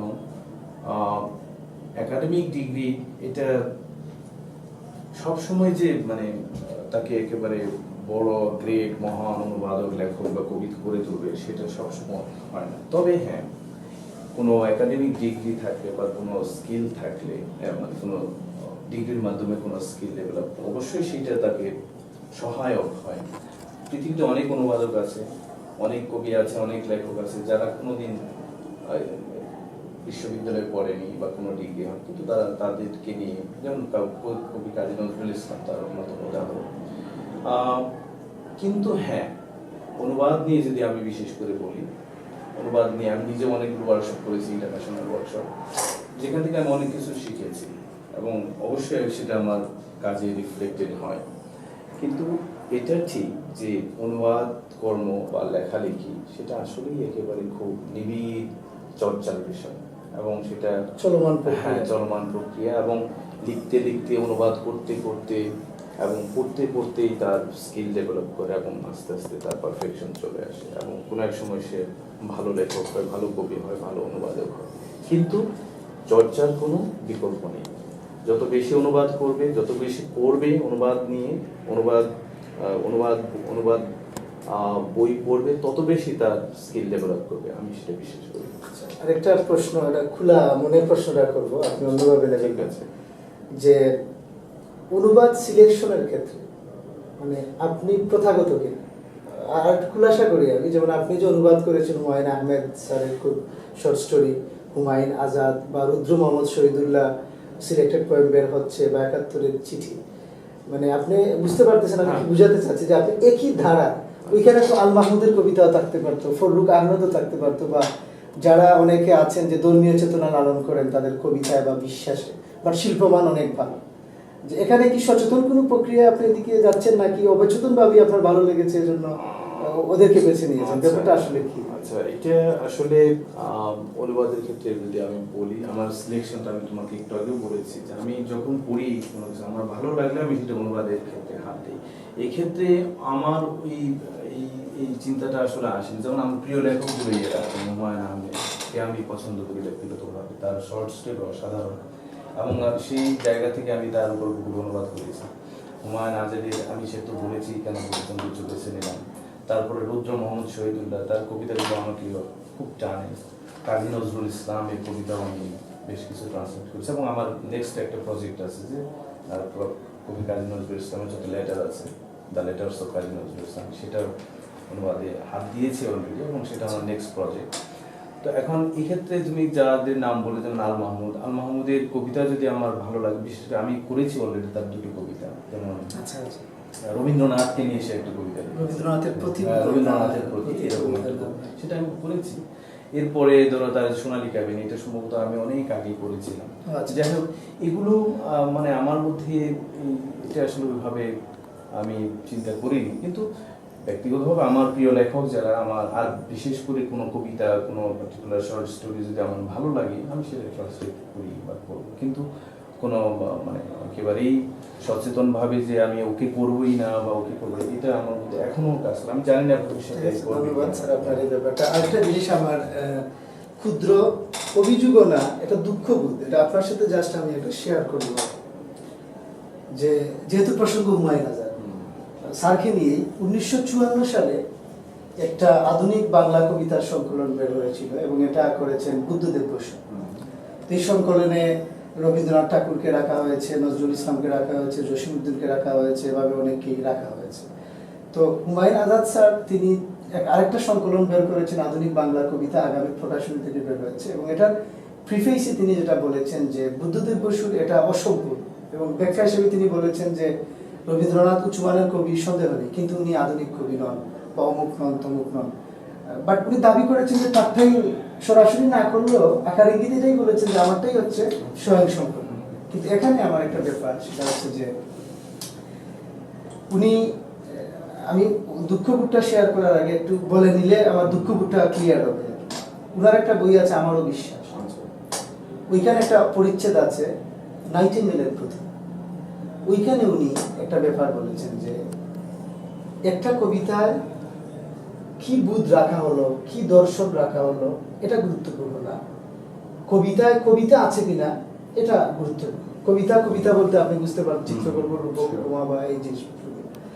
উনি টি.এস. এলিয়টের ব্যাপারে বলেছেন, যেমন ওয়াস্টার্ন কবিতায় একটা লাইন আছে যে যে যার বাংলা দ্বারা যে আমি যখন গণি তুমি আর আমি, বাট এখানে দেখা যায় তিনজন, বা ওই যে ধর্মীয় চেতনা এখানে উনি নিয়ে আসছেন। আজাদ বলেছেন এই কবিতায় যে বিশ্বাস রাখা হয়েছে এটা অপবিশ্বাস, তবে তার কবিতার চিত্রকল্প, রূপক, উপমা, শিল্পমান আমাকে মুগ্ধ করে। বা রবীন্দ্রনাথের প্রথম সূর্য নিয়েও তিনি আলোচনা করেছেন যে এখানে অপবিশ্বাস রাখা, কিন্তু কবিতা আমাকে আন্দোলিত করে। ইভেন ডিভাইন কমেডি নিয়েও তিনি বলেছেন যে এটা অপবিশ্বাস, কিন্তু তার চিত্রকল্প, রূপক, কাব্য, প্রতিভা, এই জিনিসপত্রগুলো আমাকে মুগ্ধ করে। উনি স্বীকারোক্তি দিয়েছেন, তার মানে দাঁড়ালো যদি কবিতা শিল্পবোধ, কাব্যিক প্রতিভা বা পোয়েটিক কোয়ালিটি বলতে যেটা বুঝি, এটা যদি থাকে, তার মানে অপবিশ্বাস হয়ে সেটা কবিতা হতে পারে। এটা হুমায়ুন আজাদ নিজেই বলেছেন। কিন্তু অথচ উনি যখন আধুনিক বাংলা কবিতার সংকলন বের করেন, ওইখানে সাধনা মুখোপাধ্যায় বা দীনেশ দাসের মতো অখ্যাত মানুষগুলোও টাই পান, কিন্তু আল মাহমুদ এখানে টাই পেলেন না। তাহলে এখানে কি উনার নিজের কন্ট্রাডিক্টরি হয়ে গেল না? মানে এই দুঃখবোধটা আমার আগে, যে এখানে তিনিও তো প্রথার বিরুদ্ধে বের হতে পারেননি। আচ্ছা, যেমন এটা হলো তোমার ব্যক্তিগত একটা, মানে আপনি ব্যাপারটাকে কিভাবে এই জায়গাতে আমি যেটা মনে করি, না ঠিকই আছে, এই কথাটা তো একেবারেই গ্রহণযোগ্য, যে শিল্পমান যেটাতে আছে, যে কবিতাতে আছে, সেই কবিতাকে অবশ্যই মানে সামনে নিয়ে আসতে হবে, পড়তে হবে, পড়াতে হবে। শিল্পমান হলো খুবই গুরুত্বপূর্ণ। তবে এটাও যেমন গুরুত্বপূর্ণ, সেই ক্ষেত্রে এই জিনিসটাও তোমাকে ভাবতে হবে যে একজন ব্যক্তিগত জায়গা থেকে তার বিশ্বাস অবিশ্বাসের জায়গা থাকতেই পারে। এখন সেই জায়গা থেকে সে যেটা করলো বা সে যেটা সিলেক্ট করলো, সেই জায়গা থেকে তুমি প্রশ্ন তুলতে পারো, কিন্তু সেটা তার ব্যক্তিগত অবস্থান। এখন এই ব্যক্তিগত অবস্থান নিয়ে তো মানে কারো কিছু বলা হয়তো ঠিকই আছে, বলতে পারে, ক্রিটিসিজম আসতে পারে, কিন্তু এটা তার একটা ব্যক্তিগত অবস্থান। এই যে ডিভাইন কমেডির কথা বললে, তার ওয়েস্টল্যান্ডের কথা বললে, এগুলো তো সারা পৃথিবীতে সমাদৃত, কথিত। এগুলোর ক্রিটিসিজম আছে, লিটারারি ক্রিটিসিজম আছে, এগুলোর পক্ষে বিপক্ষে অনেক কিছু আছে, কিন্তু শিল্পমান সেটা তো কখনোই মানে অস্বীকার করা যাবে না। এই জায়গা থেকে আমাদের কথা একেবারেই ঠিক। তার হয়তো ব্যক্তিগত একটা জায়গা থাকতে পারে বিশ্বাস অবিশ্বাস, কিন্তু এই লিটারারি কোয়ালিটি এবং স্ট্যান্ডার্ড সেগুলোকে মানতেই হবে, সেগুলোর জায়গা। উনি আল মাহমুদ কেন বাদ দিয়েছেন, সরাসরি যে উনি ধর্মীয় কারণে বাদ দিয়েছেন এটা বলেন নাই, কিন্তু তার বইপত্র পড়লে, বিশেষ করে যে কবি অথবা দণ্ডিত পুরুষে আমি দেখেছি উনি লিখেছেন যে আল মাহমুদের নাম প্রায় সরাসরি ব্যবহার করেছেন, যে আলী মাহমুদ লিখেছে সোনালী, কাবিন আবার সোনালী হয় কিভাবে। ওনার আকার ইঙ্গিতে বোঝা গেছে যে এখানে ধর্মীয় অনুষঙ্গ আছে বিধায় যে হুমায়ুন আজাদের আল মাহমুদকে পছন্দ হয়নি। তো আমি একটু বর্ধিত করতে চাই, যে ছাত্র হিসেবে যখন ইংরেজি সাহিত্য পড়েছিল, এখন আমি নিজেও একটা কলেজের শিক্ষক, তো এখানে সিলেবাস ভিত্তিক যে কবিতাগুলো পড়াই, যেমন say for example the Patriot Robert Browning, এখানে দেখেন মানে লাস্ট লাইনটা কি, যে নায়ক বলতেছে যে প্রথমে সে হিরো হয়ে শহরে আসছিল, এখন সে ভিলেন হয়ে শহর থেকে যাচ্ছে, তার সান্ত্বনার জায়গা পাচ্ছে না। শেষমেশ সান্ত্বনাটা কি, যে মরণের পর যে গড উইল রিপে, গড তাকে মানে সঠিক মূল্যায়ন করবে। তারপর যদি আমি বলি যে থমাস গ্রের elegy written in country churchyard, এখানে আপনি দেখেন যে এপিটাফে সরাসরি তিনি সান্ত্বনা, কোথায় সান্ত্বনা পেয়েছেন, যে গড আমাকে পরকালে নিঃসন্দেহে গরিব মানুষের অভিভাবক হয়ে তিনি কাজ করবেন। বা আপনি যদি হাউ ডু আই লাভ দি পড়েন এলিজাবেথ বেরেট ব্রাউনিং এর, যে তার ভালোবাসাকে বলেছেন ততদিন থাকবে যতদিন সৃষ্টিকর্তার মহিমা থাকবে। বা এখন অসংখ্য কবিতা আমরা দেখেছি যে ধর্মীয় শব্দ আসতেই পারে, ধর্মীয় বিষয় আসতেও পারে, তাদেরকে নিয়ে কিন্তু আমরা আলোচনা করি বা তাদের প্রতিভা নিয়ে কিন্তু আমাদের সন্দেহ নেই এবং আমরা তাদেরকে আইকন হিসেবে নিই। শুধুমাত্র বাংলা সাহিত্যে, এটা আসলে আপনার সাথে শেয়ার আর কিছু না, যে বাংলা সাহিত্যে শুধুই দেখা গেছে যে কেউ যদি ধর্মীয় কোনো শব্দ ব্যবহার করে, চেতনা ব্যবহার করে, তার শিল্পমান থাকলেও তাকে কোনো না কোনো ভাবে কাটো করে দেখার যে প্রবণতা। এখন আমাদের দেশের যারা, তাদের প্রতি আমার কোনো অতটা দুঃখবোধ নেই, হয়তো তারা শুধু বাংলা সাহিত্য পড়েছেন বা আঞ্চলিক বোধ নিয়ে কাজ করেন, বাট আপনি তো আন্তর্জাতিক বোধের সদস্য, যেহেতু আপনি ইংরেজি সাহিত্যের ছাত্র ছিলেন, এবং ইংরেজি সাহিত্যের শিক্ষক, এবং যারা ইংরেজি সাহিত্য পড়ে আমি মনে করি যে আন্তর্জাতিক চেতনা লালন করেন। তো আপনার ব্যাপারে এই মূল্যায়নটা কিভাবে, যে আমরা তো ওইভাবে দেখাটা উচিত একজন লেখককে। বা টি.এস. ইলিয়টের যে ওয়েস্টল্যান্ড, এটাও কিন্তু আপনি পড়িয়েছেন, ওয়েস্টল্যান্ডের সর্বশেষ সমাধানটাও কিন্তু তিনি দিয়েছেন, যদি মানুষ যদি ধার্মিক হয়ে যায় তাহলে কিছুটা হলে আমরা পরিত্রাণ পেতে পারি। সে না, এই জায়গাটাতে মানে টি.এস. ইলিয়টের একটা ক্রিটিসিজম আছে, যে টি.এস. ইলিয়টের দ্য ওয়েস্টল্যান্ড এটা চমৎকার একটা গ্রন্থ, এবং বলা যায় যে it is the great piece of modernism, যার দ্বারা মডার্নিজম স্প্রেড হয়েছে। কবিতার ক্ষেত্রে বলা যায় এটাকে একটা অসাধারণ কাজ। কিন্তু ঠিক আছে, ওই জায়গাটাতে আবার ক্রিটিসিজমও আছে, যে সে একদম শেষ পর্যায়ে গিয়ে সে একটা ধর্মের কাছে এসে অবস্থান নিয়েছে, এটা একটা ক্রিটিসিজম আছে। এখন এই জায়গাগুলো না, এগুলো হলো একেবারেই মানে ব্যক্তিগত জায়গা। যেমন একজন ক্রিটিক যদি সেটাকে ঠিক বলে নেয় যে টি.এস. ইলিয়টের সাথে অ্যাগ্রি করে, ইটস কোয়াইট অলরাইট। আরেকজন ক্রিটিক হয়তো তাকে ক্রিটিসাইজ করেছে এই জায়গাটাতে। যেমন আমি নিজে তো একটা এক্সপিরিয়েন্স তোমার সাথে শেয়ার করি। আমি একটা কবিতা লিখেছিলাম মঙ্গা এলাকা নিয়ে, ইংরেজি কবিতা। সেটা আমি একটা খুব ভালো জার্নালে পাঠিয়েছি, মানে ইংল্যান্ডে। তো সেখান থেকে ফিডব্যাক এসেছে, কবিতাটা খুব তারা চমৎকারভাবে পছন্দ করেছে। কিন্তু শেষ, এবং মডার্ন কবিতা হিসেবে তারা আখ্যায়িত করেছেন। শেষ পর্যায়ে এসে আমিও কবিতাটাতে একজন বয়স্ক মানুষকে দেখি, যে মঙ্গা পীড়িত এলাকাতে যখন একেবারে খাবার পাচ্ছে না, তো একজন বৃদ্ধ লোক প্রতিদিন যায় সেখানে, দুদিন ঘুরে আসছে কিন্তু চাল পায়নি। তৃতীয় দিনও গিয়েছে, একদম লাইনে দাঁড়িয়েছে, একটা এনজিও চাল দিচ্ছে তাদেরকে। তো শেষ পর্যন্ত যখন সে একদম চাল নিতে যাবে, ওই মুহূর্তে ঘোষণা আসলো চাল শেষ হয়ে গেছে। তো সে 3 মাইল রাস্তা হেঁটে, একদম বয়স্ক লোক, হেঁটে গিয়ে আবার ব্যাক করেছে না খেয়ে এসে। একদম যখন শুনে যে চাল নেই, তখন উপরের দিকে হাত দিয়ে যে O God do you mock man, এই লাইনটা ছিল। তো ওই আমাকে ওখানে ওইভাবে তারা ফিডব্যাক দিয়েছে যে এখানে যে কবিতাটা যেভাবে অগ্রসর হচ্ছিল, ওখানে সরাসরি আবার গডের কাছে হাত পাতা, এইটা কবিতার ইয়েটা, ছন্দটা হয়ে গেছে। তো এখন এগুলো নির্ভর করে না রিভিউয়ার, তারপর ক্রিটিক, তাদের উপরে, এবং ব্যক্তিগত জায়গা থেকে তারা ওই জিনিসটাকে দেখে। আমি এইভাবে দেখি যে একদম ব্যক্তিগত জায়গা থেকে তাদের ক্রিটিসিজমটা আসে এই জায়গায়। ঠিক আপনার কথা, কিন্তু আমি বলছিলাম কি যে স্যার, মানে ইংরেজি সাহিত্যের বেলায় মানদণ্ড হয়ে যায় একটা, বাংলা সাহিত্যের বেলায় মানদণ্ড হয়ে যায় আরেকটা। যে ওই জায়গায় আমরা যদি, যেমন ফুটবল খেলার কথা যদি আমি বলি আপনাকে, যেমন ধরেন মেসি বা মেরাডোনা বা পেলে বা আমাদের নেইমার, ওরা যখন মাঠে খেলে, ওদের ভালো খেলা দেখে আমরা মুগ্ধ হই। আমরা কিন্তু চিন্তা করি না ও গির্জায় যায় কি যায় না, ও বউ পেটায় কি পেটায় না, তার ওই জায়গাটা কিন্তু আমরা মাঠের ভেতর দেখি না। মাঠের ভেতর প্রফেশনাল কিছু অনেস্টি থেকে যায়, যে ঠিক মতো পাস দেয় কিনা, নিখুঁতভাবে শট মারলো কিনা, গোল পোস্টে লক্ষ্যভেদ করতে পারলো কিনা, ওই মানদণ্ডেই কিন্তু তাকে আমরা মূল্যায়িত করি। তো ঠিক একইভাবে আমি যদি বলি যে লেখালেখিটা ব্যাপারটা হচ্ছে এরকম, যে কোনো মানুষকে ধর্ম দিয়েও বিচার করা ঠিক না, ধর্মহীনতা দিয়েও বিচার করা ঠিক না।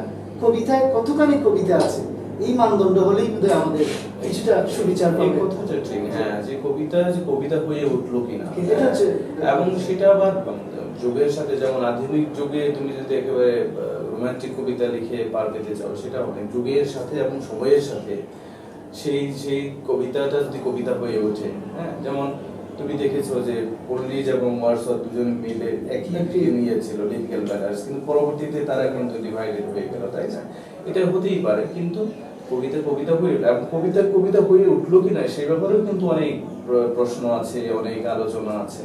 যেমন আমি কিছুদিন আগে পোয়েট ইন রেসিডেন্স হিসেবে ছিলাম ইন্ডিয়াতে একটা জায়গায়, ওখানে আমেরিকান একজন কবি ছিলেন, তার সাথে অনেক ব্যাপারে আলোচনা হয়েছিল। সে একটা বিষয় আমাকে বললেন যে এখন একটা ট্রেন্ড আছে আমেরিকা থেকে, তো ওল্ড লিড নামে একটা ট্রেন্ড চালু হয়েছে, যেখানে কবিতা লেখা, ইভেন এক লাইনেরও একটা কবিতা হতে পারে, একটা অ্যাড দেখে, অ্যাডভার্টাইজমেন্ট দেখে সেটা থেকে ইন্সপায়ার্ড হয়ে একটা কবিতা লেখা যেতে পারে, মানে অর্থাৎ সাবকনশিয়াস মাইন্ডে বা স্পন্টেনিয়াসলি যেটা আসে সেটা একটা কবিতা হয়ে উঠতে পারে। এটা হলো অল্ড লিডের একটা, মানে এটা মুভমেন্ট শুরু হয়েছে। কিছুদিন আগে ট্রাম্প যখন প্রেসিডেন্ট হলো তখন কিন্তু রেজিস্ট্যান্স পোয়েট্রি খুবই পপুলার একটা ফর্ম হয়ে দাঁড়ালো, এবং এখনো সেটা চলছে, রেজিস্ট্যান্স পোয়েট্রি। এখন ওই সময়ে ওইভাবে যারা কবিতা লিখছে সেটা খুবই সমাদৃত হচ্ছে, এবং সেটা কবিতা হয়ে উঠলো কিনা, মানদণ্ড কে ঠিক করবে, এই ব্যাপারেও কিন্তু অনেক প্রশ্ন আছে যে মানদণ্ডটা কে ঠিক করছে। যেমন রেজিস্ট্যান্স পোয়েট্রি এখন একটা মানে বাস্তব একটা চিত্র আমেরিকাতে। এখন সেই রেজিস্ট্যান্স পোয়েট্রি কেউ লিখলো না বিধায় তারটা কবিতা হবে না, সেটা তো নয়। এবং এই জিনিসগুলো আছে, অনেক আলোচনা, অনেক সমালোচনা আছে। কবিতা হয়ে ওঠার পিছনে অনেকগুলো, তবে হ্যাঁ, ইউনিভার্সাল কিন্তু কিছু মানদণ্ড তো অবশ্যই থাকবে, ইমেজ থাকবে সেখানে, ভাষাগত মানে এক্সেলেন্স থাকবে, সেই জিনিসগুলো তো অবশ্যই ইউনিভার্সাল। কিন্তু এটা ঠিক যে সময়, স্থান এবং মানুষের রুচিবোধ, এগুলো অনেক সময় ব্যক্তিদেরকে বা কবিদেরকে, এটাই অনুরোধ থাকবে যে লেখক তরুণ বা যারা সিনিয়র লেখক, যে আমরা কবিতায় রাজনীতি না এনে কোনো বিশ্বাসের দ্বন্দ্বে দান্দিকতায় না ডুবে আমরা বরং কবিতার যে একটা সেবক হিসেবে কবিতার দিকে তাকাটাই আমাদের সবচেয়ে উত্তম হবে। না, এখন এই জায়গাতে তো আছে অনেকেই, ধরো যেমন রেজিস্ট্যান্স পোয়েট্রি যারা লিখছে তারাও কিন্তু এক ধরনের পলিটিক্যাল স্ট্যান্ড নিচ্ছে, সেটা হতেই পারে, কিন্তু সেটা যে একেবারে ফেলে দেওয়ার মতো সেটাও নয়। কিন্তু ঠিকই আছে, কবিতাটাকে সবসময় ওভাবে না দেখা, কবিতা যদি একদম নিউট্রালি দেখা হয় সেই জায়গাটা অবশ্যই গুরুত্বপূর্ণ। কিন্তু তারপরেও স্ট্রিম তো থাকে, যে একজন কবিতা লিখে, যেমন কাজী নজরুল ইসলাম বিদ্রোহ করেছেন কবিতা দিয়ে, তার এরকম তো একটা জায়গা তো থাকতেই পারে, সেটাকেও আবার অস্বীকার করা। আমি আরেকটু বলি স্যার, মানে আমার লেন্সটা আসলে ওই দিকে না, আমি বলছি যে আমাদের মধ্যে কিছু লেখক রয়েছেন যারা বিভাজন তৈরি করতে চান, আমি ওদের কি বলছি, রাজনীতি বা ওই যেমন রেজিস্ট্যান্স কবিতা যেটা বলছেন ওটা একটা ন্যাশনাল ডিমান্ড ওখানে ক্যারি করে, এটা ভেরি গুড।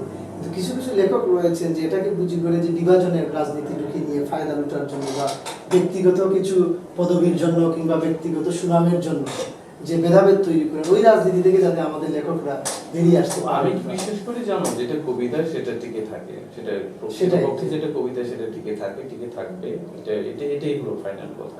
ভেদাভেদের এটা এক সময়ের ব্যবধানে কবিতা। এখন আমি আরেকটা প্রশ্নে যাই, যে এবার আমি যে প্রশ্নটা আমি মুখোমুখি হয়েছিলাম ওই প্রশ্নটাই আপনার কাছেই করব। এবার বইমেলায় সময়ে টিভি একটা সাক্ষাৎকার আমি দিয়েছিলাম, তো এখানে সাংবাদিক আমাকে একটা প্রশ্ন করেছিলেন, ওই প্রশ্নটাই আপনাকে করে দিচ্ছি আর কি, যে উনি বললেন যে ইংরেজি সাহিত্যের অনেক খ্যাতনামা যে বইগুলো, ওইগুলো বাংলায় অহরহ অনুবাদ হচ্ছে, কিন্তু বাংলা সাহিত্যেরও কিন্তু বিশ্বের দরবারে কম্পিটিশন করার মতো বা উপস্থাপন করার মতো লেখনী আছে, বাট ওইগুলা ওই হারে অনুদিত হচ্ছে না, মানে এই ব্যর্থতাটা কার? হ্যাঁ, এটা একেবারে খুব ভ্যালিড কোয়েশ্চেন, এবং এটা ঠিক যে ওয়েস্টের যে কোনো বই যেমন গত মাসে পাবলিশড হলো, সেটা দেখা যায় পরের মাসেই বিভিন্ন ভাষায়, বাংলা ভাষাতেও বা উইদিন 6 মান্থস সেটা বাজারে পাওয়া যাচ্ছে, এবং সারা বিশ্বে সেটা বিভিন্ন ল্যাঙ্গুয়েজে ট্রান্সলেটেড হচ্ছে। বাংলা ভাষা থেকে অনেক বই আছে যেগুলো একেবারে সারা পৃথিবীব্যাপী পঠনযোগ্য, মানুষের কাছে পৌঁছানো খুব দরকার, কিন্তু সেগুলো অনুবাদ হচ্ছে না। এটার কারণ হলো, প্রধানতম কারণ হলো, আমি যেটা একটু আগে বলেছি, যে কম্পিটেন্ট ট্রান্সলেটরের অভাব, নাম্বার 1। নাম্বার 2,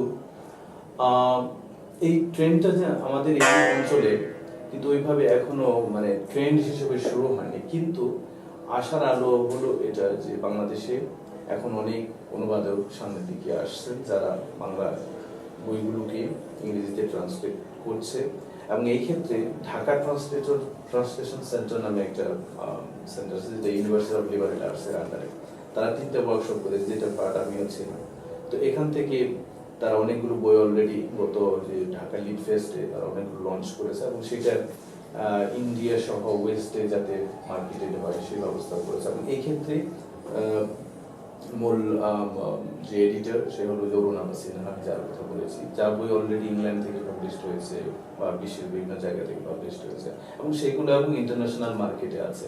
এবং আমি এই ক্ষেত্রে উদাহরণ দিতে পারি যে প্রফেসর কাইজার হকের একটা বই the Triumf of the snake goddess, এটা কিন্তু যদি সরাসরি ট্রান্সলেশন নয়, কম্পোজিট ট্রান্সলেশন, সেই বইটা হার্ভার্ড ইউনিভার্সিটি পাবলিশ করেছে। খুব অসাধারণ একটা বই, যেটা ওই যে মিথ, যে দ্য মনসা মিথকে, সেটা সেই বইটাকে তিনি, এটা একটা অসাধারণ কাজ হয়েছে।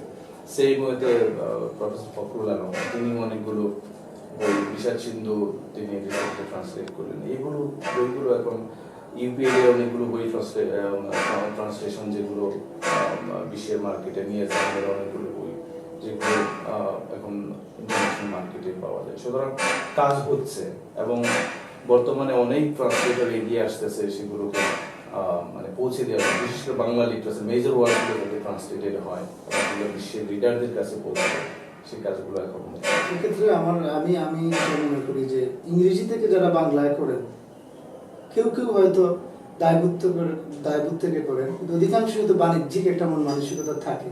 বাট বাংলা থেকে যারা ইংরেজিতে করেন অধিকাংশই দায়বোধ থাকে, বাণিজ্যবোধটা একটু কম থাকে, আমার যেটা মনে হয়। এক্স্যাক্টলি, এই কথাটাই সত্য যে অনেকে খুব ইন্টারেস্ট করে বা তার পছন্দ, তার ভালো লাগা। এখানে আমরা সমাধান হিসেবে দেখতে পারি যে আমাদের যারা অনুবাদক তারা দায়বোধটুকু আরো বাড়াবেন, বা রাষ্ট্র এক্ষেত্রে এগিয়ে আসতে পারে, যে ক্লাসিক্যাল বাংলা সাহিত্যের ক্লাসিক্যাল বলতে যেগুলো আমরা বুঝি ওইগুলাকে মানে ট্রান্সলেশনের ব্যাপারে রাষ্ট্রীয় উদ্যোগ আসতে পারে। এই ক্ষেত্রে ওই যে আমি একটা উদাহরণ দিই, সেটা হলো যে বাংলা একাডেমি কিন্তু এখন অনুবাদকে খুব ইন্সপায়ার করছে, বিশেষ করে তোমার বাংলা থেকে ইংরেজি সেটাকেও এখন গুরুত্বের সাথে দেখছে।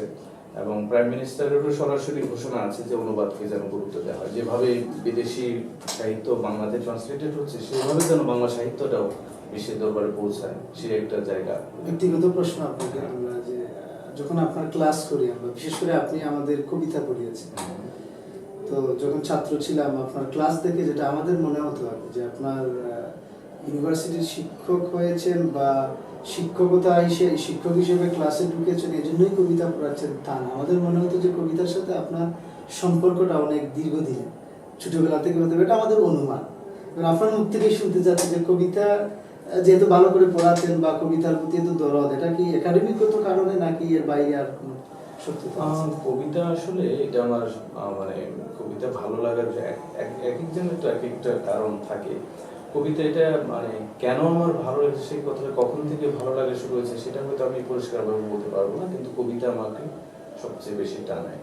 এবং এটি কেন টানে সেই কারণটা আমি হয়তো ওইভাবে ব্যাখ্যা করতে পারবো না, কিন্তু কবিতাকে আমি মনে করি এটা সবচেয়ে ইভোকেটিভ একটা প্র্যাকটিস। একজন রাইটারের সবচেয়ে নিবিড় এবং অল্প কথায় অনেকগুলো বিষয় সেখানে তুলে ধরার একটা ব্যাপার আছে। কবিতায় অল্প কথায় তুমি অনেক কথা চাও যে বলে, এই বিষয়টা আছে। ল্যাঙ্গুয়েজ নিয়ে সেখানে ল্যাঙ্গুয়েজের কারুকার্য আছে। তারপরে তোমার কবিতা রিসাইট করলে যে ধরনের একটা অনুভূতি, মিউজিক্যাল কোয়ালিটি এটা আছে। মিউজিক যেভাবে মানুষকে আলোড়িত করে, কবিতাও আমাকে ঠিক একইভাবে আলোড়িত করে। এবং কবিতার যে আবেদন সেটা আমি মনে করি সেটা একেবারে ইউনিভার্সাল। এবং সেই জায়গাতে অনেকেই বলে যে কবিতা ভালোবাসা, কবিতার কদর সেটা কমে যাচ্ছে, কিন্তু আমি সেটা বিশ্বাস করি না। আমি মনে করি কবিতা থাকবে, কবিতা থাকবে এবং এটা অমর। এবং কবিতার আমার মনে হয় আমি কবিতার প্রতিদিন আমার এমন হয়ে গেছে যে আমি ইন্টারনেটে অনেকগুলো সাইটে আমার যোগাযোগ আছে, আমি অ্যাটলিস্ট 5টা 7টা করে কবিতা আমি প্রতিদিন পড়ার চেষ্টা করি। যেটা একেবারে বর্তমানে লেখা হচ্ছে কন্টেম্পোরারি, অনেক কবির সাথে আমার যোগাযোগ আছে এবং তাদের একেবারে রিসেন্ট লেখা কবিতাগুলো পড়ি এবং সেই কবিতা এক ধরনের বোধ যেটা আমাকে দেয়, আমি সেটা অন্য কিছুতে পাই না। সুতরাং কবিতায় আমি মনে করি কবিতাই জীবন এবং কবিতাই মানুষকে বাঁচিয়ে রাখবে, এটা আমি বিশ্বাস করি। একটা প্রশ্নের উত্তর পেয়ে গেছি শুরুতেই, যে আপনি এটার প্রশ্ন করবো না বা উত্তর চাইবো না। প্রশ্নটা ছিল যে আপনি কেন ইংরেজিতে লিখেন, কেন বাংলাতে লিখেন না। ইতিমধ্যে আপনি উত্তর দিয়ে দিয়েছেন। আমরা প্রায় শেষ দিকে চলে আসছি। তার আগে প্রথমে আমার পক্ষ থেকে আমার অনুবাদ বই আপনাকে উপহার দিচ্ছি। এটা আমার বিগত বইমেলা বের হয়েছে, বিগত বলতে এই 2017-তে যেটা গেল। তারপর ওই আমার আরো দুটো উপন্যাস আপনার জন্য, আমি কেউ নেই, উৎস প্রকাশন থেকে বের হয়েছিল উপন্যাস। এবং এটা হচ্ছে আপনার আরেকটা উপন্যাস উৎস প্রকাশন থেকেই, দুবের নীলা, কাছের নীলিমা। আর আরেকটা বই বের হচ্ছে কবিতা, বিশেষ করে কবিতার নাম হচ্ছে নামিয়ে দাও ফটোগ্রাফ। মানে আমারও কবিতার প্রতি যে দরদ, যে ভালোবাসা, কিন্তু আমার কেন জানি স্যার মনে হয় যে কবিতা একটা ওহির মতো, এটা সব মানুষের দ্বারা আদৌ লেখা সম্ভব না। বা আমি যে কবিতা কাব্যগ্রন্থ বের হচ্ছে, আমি ভূমিকায় লিখেছি যে আমার এখানে যেগুলা কবিতা, এগুলা কবিতা নয়, কবিতার ছায়া মাত্র। কারণ সত্যিকারের কবিতা লিখতে গেলে যতটুকু প্রজ্ঞা, সজ্ঞা বা যতটুকু চেতনা, এটা আমাদের পরিবেশগত কারণে হোক আর মেধাগত কারণে হোক, এটা সবার জন্য আসলে হয়ে উঠে না। তো দোয়া করবেন যাতে আরো ভালো লিখতে পারি। এবং আপনি আর আমার সর্বশেষ আমি যেটা আপনাকে এটাই বলবো যে আমার বিশ্বাস, এটা আশা না, আমার বিশ্বাস আপনার হাত ধরে বাংলা সাহিত্যের অনুবাদ অনেক দূর এগিয়ে যাবে। কারণ আপনাকে আমি নিজে শিক্ষক হিসেবে দেখেছি, আপনার পরিশ্রম, আপনার প্রচেষ্টা, বা এখন এক সময় আমি স্টুডেন্ট ছিলাম, এখন শিক্ষকতায় আছি, বা পাঠক হিসেবে অনেক অনুবাদকের বই পড়ে তুলনামূলক একটা বোধোদয় হয়েছে যে আমার বিশ্বাস যে আপনার হাত ধরে এই অনুবাদ সাহিত্য অনেক দূর এগিয়ে যাবে। এবং আমারও অনুরোধ থাকবে যে আপনি দায়বদ্ধতা থেকে বাংলা সাহিত্যের যে ক্লাসিক্যাল যে লেখনীগুলো আছে ওইগুলো আপনি অনুবাদ করে বিশ্ব সাহিত্য তুলে ধরবেন, এই আশাবাদ ব্যক্ত করে। আর বেগবান হোক বাংলাদেশের অনুবাদ সাহিত্য, বেগবান হোক আপনার অনুদিত সাহিত্য। ধন্যবাদ আপনাকে। তোমাকে অনেক ধন্যবাদ। এবং আমিও এটা আমার একটা মানে বিশ্বাস যে আমি বাংলা সাহিত্যের, এটা আমার ভালোবাসার থেকে এবং ভালো লাগার থেকে, বাংলা ভাষার রচিত যে ভালো কাজগুলো সেগুলো যাতে অনুবাদ করতে পারি। যতদিন বেঁচে আছি কবিতা লিখবো, অনুবাদ করব এবং এটা নিয়ে যেতে বাংলা সাহিত্যে ভালো ভালো কাজগুলো যাতে, যদিও আমি নিজেকে মনে করি নভিস, এবং আমি চেষ্টা করছি এই চেষ্টাটা যাতে আমি চালিয়ে যেতে পারি, সেই ব্রতটা যেন আমার মধ্যে থাকে, আমি সেটাই এক্সপেক্ট করি। আর হলো আমি এই অনুবাদ ক্ষেত্রটা বাংলা সাহিত্য থেকে, বাংলা সাহিত্যের অনুবাদ ইংরেজিতে বা অন্যান্য ভাষায়, সেটাকে আমি একেবারে আশার জায়গা রাখতে চাই। কারণ অনেকেই আসছে অনুবাদ করতে এবং অনেক ভালো ভালো বই অলরেডি অনুদিত হয়েছে এবং আরো হবে। এবং আমি ব্যক্তিগতভাবে অনেকগুলো বই, অনেকগুলো প্রজেক্ট অলরেডি আমার মাথায় আছে। আমার ডিগ্রিটা শেষের পথে, আমি ডিগ্রি শেষ হলে আমি হয়তো আরো যে একটা প্রজেক্ট নিয়ে কাজ শুরু করব।